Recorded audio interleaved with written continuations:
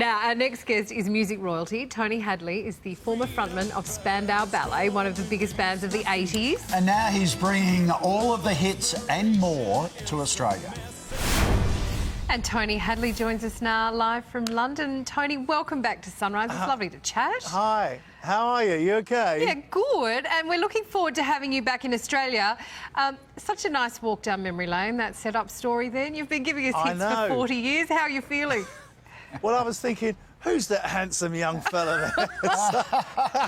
It's like, yeah, I have to say, you kind of wonder where the time goes. I mean, I remember the first time with Spandau that we ever toured Australia was in about 1984, I think, and it was one of the best tours that we ever did. I've been there as a solo artist many times since, and you know, we always have a brilliant time there. So I'm looking forward. It's been a long time actually, so looking forward to coming back again. Yeah, tell us about the new solo album, Talking to the Moon.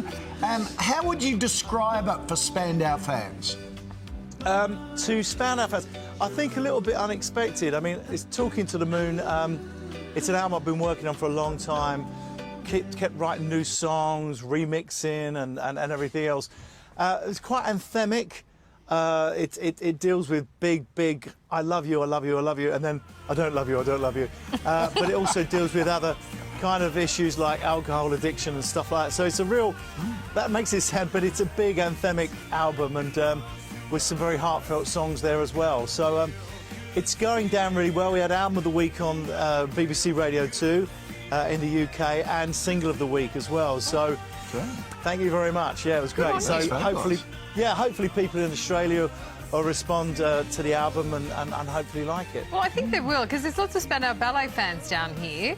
How different is it? Is it weird at this point in your career to go solo, to not have the band around you, or is it quite a relief and is it more fun? Cut them loose. Shall I be a politician for a second? Be diplomatic.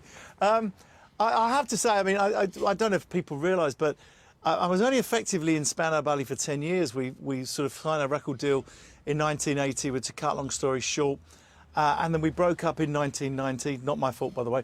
And then I became a solo artist for 20 years. Out of the fact is the band broke up, so we got together 2009, 2010, 2014, 2015. We had a documentary about the band, which was very interesting and very honest. But I've been a solo artist actually for a lot longer than I was ever in Spandau Ballet for, and I've toured Australia as a solo artist. It's all gone pear-shaped again. You might want to ask the rest of the boys why. They know why, but it's something I've never discussed publicly. But certainly affected myself, my family, and my management, and not in a very nice way. So, but I have a fabulous band. And we're just looking forward to coming over. Okay. You've got your two youngest daughters, Zara and Genevieve. What do they think about Dad being a music superstar? Well, to be honest, none of my kids. I mean, my eldest is, I've got 35, 33, 28, 12 and 7. Oh, and wow. They're all, yeah, I know. Yeah, You've been busy. I've been busy. and they're all beautiful kids. But I have to be honest, none of them have ever gone, do you know my dad is? They've taken it in their stride.